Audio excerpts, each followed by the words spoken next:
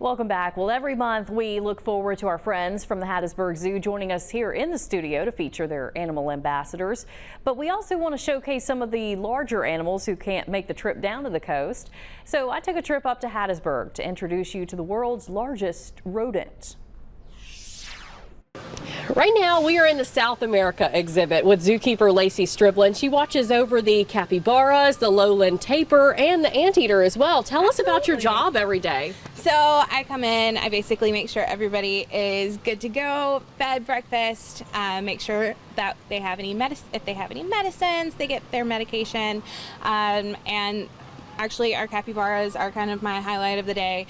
They let me just come in and kind of love on them, give them breakfast before they start their lovely day of hanging out with guests. Yeah, for sure. What do you love about your job? I mean, you get to watch over these guys all day. I'm sure they have unique personalities. Tell us about them. Absolutely. So we've got Felix and Coco over here, and they live with our alpacas and tapir.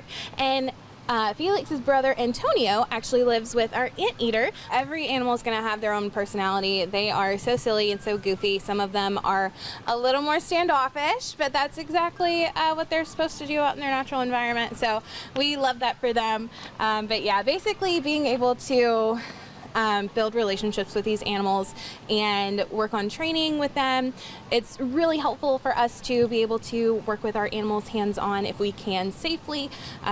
That's really one of my favorite parts of the job is to make sure that these guys are taken care of. We can do everything that we can to make sure that they are happy, healthy critters. Yeah, and when it comes to capybaras, they're the largest rodents. Yes, so they are the largest rodent in the world, and believe it or not, they are actually semi-aquatic. So if you look at their toes, they have webbed toes. That's what I've noticed. Yeah, so they're very good at swimming, and if you look at their faces, they kind of resemble like a hippo. Like their nostrils, their eyes, their ears are all pretty much on top of their head.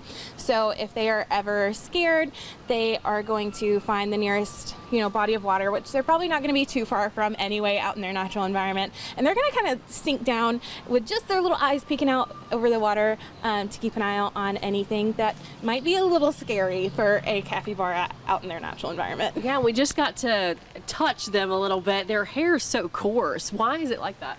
So basically they are aquatic, like I said, semi-aquatic. So anything like that is going to be really easy to dry. And right now they're eating willow. And tell us about their teeth. Does that help them kind of be able to eat plants like that? Or? Yeah, absolutely. So they do have the typical front rodent teeth. So they're just going to continuously grow.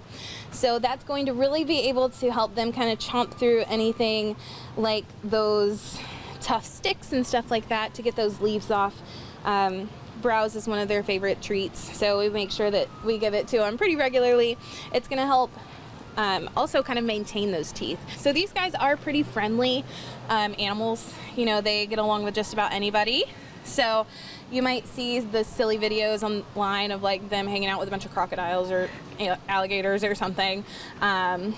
So they are pretty fearless when it comes to other animals. So, well, Lacey, thank you so much for all of this insight. Of course, visitors can come to South America here at the zoo and catch a glimpse of the capybara themselves. Absolutely.